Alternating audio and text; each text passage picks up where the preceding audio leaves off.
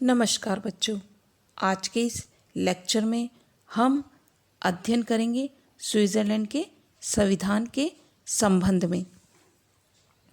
Switzerland विश्व के सबसे छोटे स्वतंत्र राज्यों में से एक है, लेकिन अपनी विशिष्ट राजनीतिक संस्थाओं के कारण स्विस संविधान और शासन व्यवस्था के अध्ययन का निश्चित रूप से बहुत अधिक महत्व है। साधारण व्यक्ति के लिए स्विट्ज़रलैंड विश्व का सबसे प्रमुख प्राकृतिक सौंदर्य का केंद्र स्थल, रेड क्रॉस और प्रसिद्ध घड़ियों का निर्माण स्थल ही है, लेकिन राजनीति विज्ञान के विद्यार्थी के लिए यह इससे बहुत अधिक महत्वपूर्ण है। यह प्रजातंत्र का घर और विश्व की सबसे प्रमुख राजनीतिक प्रयोगशाला है। स्विट्ज़रलैंड की राजधानी बर्न है। संघीय सरकार के मुख्य कार्यालय यहीं पर स्थित है। स्विट्ज़रलैंड का संविधान क्यों है विलक्षण संविधान? स्विट्ज़रलैंड के संवैधानिक महत्व का अध्ययन हम इस प्रकार से करेंगे। विश्व का सर्वाधिक प्राचीन गणतंत्र। स्विट्ज़रलैंड विश्व का सर्वाधिक प्राचीन गणतंत्रीय राज्य है। सन 1848 के संविधान द्वारा स्विट्ज़रलैंड में गणतंत्र की स्थापना हुई। उस समय वह आधुनिक विश्व का अकेला गणतंत्र था। सन 1848 के पूर्व भी स्विट्ज़रलैंड में इस प्रकार का राजतंत्र नहीं रहा जिस प्रकार का राजतंत्र इंग्लैंड, फ्रांस या सोवियत रूस में था। रेपार्ड इसी बात की दृष्टि में लिखते हैं, स्विट्ज़रलैंड युगों से गणराज्य रहा है। स्विस नागरिक न केवल वंशानुगत राजा वरन किसी एक निर्वाचित प्रधान को भी पूर्ण शक्ति प्रदान करने के विरुद्ध रहे और इस गणतंत्रीय भावना की अत्यधिक प्रबलता के कारण ही उनके द्वारा एकल कार्यपालिका के स्थान पर बहुल कार्यपालिका को अपनाया गया। स्विस राजनीतिक व्यवस्था को महत्व प्रदान करने वाला दूसरा तत्व उसका प्रजातंत्रात्मक लक्षण है। आधुनिक युग में स्विट्ज़रलैंड उसी प्रकार से प्रजातंत्र का प्रतीक है जिस प्रकार प्राचीन विश्व में एथेंस रहा। स्विस प्रजातंत्र के नागरिकों को राजनीतिक व्यवस्था में भाग लेने की जितनी सीमा तक शक्ति प्रदान की गई है, उतनी सीमा तक अन्य किसी लोकतंत्र में प्रदान नहीं की गई है। 5 स्विस कैंटनों में वर्तमान समय में भी प्रत्यक्ष लोकतंत्र है और नागरिकों के द्वारा जनसभाओं में कानूनों का निर्माण किया जाता है। लोक निर्णय और आरंभक का स्विट्ज़रलैंड में ही उदय हुआ और वर्तमान समय में भी इनका बहुत अधिक सीमा तक पालन किया जाता है। अतः यह ठीक ही कहा गया है कि यदि ब्रिटेन संसदात्मक व्यवस्था का और अमेरिका संघात्मक व्यवस्था का जनक है तो स्विट्ज़रलैंड आधुनिक विश्व में प्रत्यक्ष प्रजातंत्र का घर होने का दावा कर सकता है। स्विट्ज़रलैंड में विविधता के बीच एकता का भी आदर्श उदाहरण उपस्थित है। स्विट्ज़रलैंड में भाषा, धर्म और संस्कृति के भेद पाए जाते हैं, लेकिन इन भेदों के बावजूद राष्ट्रीय एकता की भावना बहुत अधिक प्रबल है। स्विट्ज़रलैंड में लगभग 74% लोग जर्मन, 20% फ्रेंच, 5% इटालियन और 1% रोमन भाषा भाषी हैं। लेकिन इस भाषा संबंधी विविधता का हल इन सभी भाषाओं को राजभाषा का स्तर प्रदान कर निकाल लिया गया है। इसी प्रकार वहाँ लगभग 58% लोग प्रोटेस्टेंट, 40% रोमन कैथोलिक, 1% यहूदी और 1% अन्य हैं। लेकिन इन सभी ने धार्मिक सहिष्णुता और एक दूसरे के प्रति सम्मान को इतने गहरे रूप में अपना लिया है कि इन धार्मिक भेदों ने राष्ट्रीय एकता को निर्बल करने के बजाय सुदृढ़ ही किया है।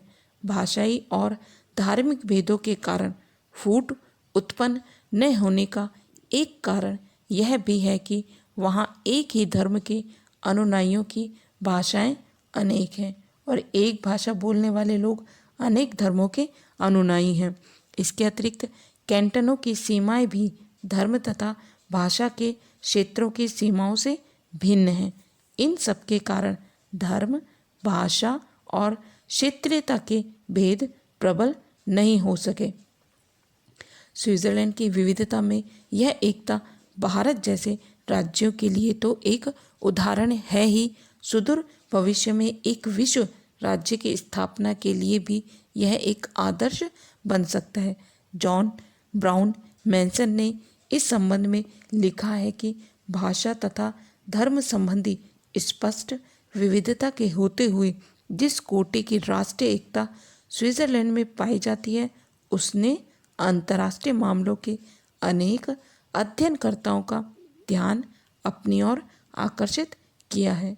उन्हें उससे यह प्रमाणित होने की आशा दिखाई देती है कि उन राष्ट्रों में भी उच्च कोटि का सहयोग संभव है, जिनमें संस्कृति संबंधी व्यापकता, विभिन्नता पाई जाती हो तथा जिनमें स्वतंत्रता की शक्तिशाली परंपरा चली आई हो। अंतर्राष्ट्रीय राजनीति की दृष्टि से भी स्विट्जरलैंड की राजनीतिक व्यवस्था का अध्ययन महत्वपूर्ण है। वर्तमान समय में जबकि विश्व के विभिन्न राज्य एक दूसरे का विरोध करने में संलग्न हैं, स्विट्जरलैंड ने स्थायी तटस्थता को अपनाकर अशांति के समुद्र में बसने वाले सुखी द्वीप की स्थिति प्राप्त कर ली। सर्वप्रथम 1815 की वियना कांग्रेस द्वारा स्विट्जरलैंड की स्थायी तटस्थता को मान्यता प्रदान की गई।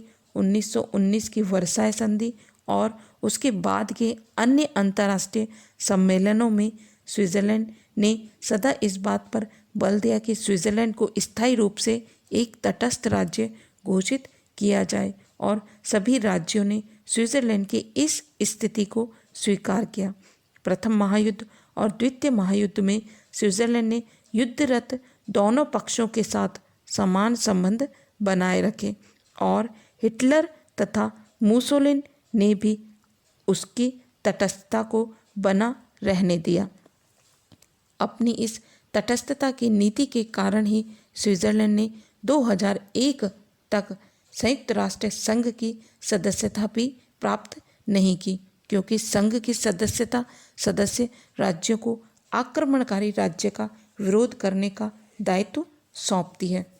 सितंबर 2002 में ही स्विट्जरलैंड ने संघ की सदस्यता प्राप्त की। स्विट्जरलैंड अंतर्राष्ट्रीय कानूनों के क्षेत्र में तटस्थ है और उसे विश्व के विभिन्न राज्यों के विवादों से कुछ भी लेना देना नहीं है। अपनी इस तटस्थता के कारण स्विट्जरलैंड को अंतर्राष्ट्रीय राजनीति में बहुत अधिक सम्मानपूर्ण महत्वपूर्ण स्थान प्राप्त है और इसी आधार पर इसने परस्पर विरोधी राज्यों के बीच संपर्क सूत्र का कार्य भी किया है। अपनी स्थायी तटस्थता के बावजूद स्विट्जरलैंड किसी भी आक्रमण से रक्षा के लिए तत्पर और सक्षम है। बहुल कार्यपालिका। सामान्यतः ऐसा समझा जाता है कि कार्यपालिका का संगठन एकल होना चाहिए, जिससे उसके द्वारा शासन व्यवस्था का संचालन कुशलता के साथ किया जा सके। भारत, ब्रिटेन और अमेरिका में एकल कार्यपालिका है, लेकिन स्विट्जरलैंड में 7 सदस्यों की बहुल कार्यपालिका को अपनाया गया है। यह कार्यपालिका न तो पूर्ण अंशों में संसदात्मक है और न ही अध्यक्षात्मक, वरन इसमें दोनों के ही गुणों को ग्रहण करते हुए विश्व के सम्मुख एक नवीन उदाहरण उपस्थित किया गया है। स्विट्जरलैंड की समस्त शासन व्यवस्था का संचालन 1848 में निर्मित और 1874 में पूर्ण संवैधानिक संशोधन के आधार पर संशोधित संविधान के आधार पर ही किया जा रहा था। लेकिन इन 150 या लगभग 125 वर्षों में परिस्थितियां बहुत अधिक परिवर्तित हो गई थी। अतः लगभग 50 वर्षों से अधिक संविधान के अनेक प्रावधानों पर पुनर्विचार की आवश्यकता समझी जा रही थी। 20वीं सदी के अंतिम दशक के प्रारंभ में इस बात को भी समझ लिया गया कि 1848 में निर्मित संविधान के पूर्ण या आंशिक संशोधनों से कार्य सिद्धि नहीं होगी तथा अब तो एक नया संविधान ही निर्मित करना होगा। अंततोगत्वा 1997 के अंतिम दिनों में एक संवैधानिक सम्मेलन आयोजित किया गया। संवैधानिक सम्मेलन ने कुछ महीनों तक व्यापक विचार विमर्श के आधार पर देश के लिए एक नया संविधान तैयार किया। संघीय शासन ने 18 दिसंबर 1998 को इस नवीन संविधान को स्वीकार करने का अधिदेश जारी किया और 18 अप्रैल 1999 से स्विट्ज़रलैंड में यह नया संविधान लागू हुआ। आज स्विट्ज़रलैंड की समस्त शासन व्यवस्था 1998 में निर्मित और अप्रैल 1999 में लागू किए गए इस संविधान के आधार पर ही संचालित हो रही है। अध्ययन विषय यहीं समाप्त करते हुए धन्यवाद।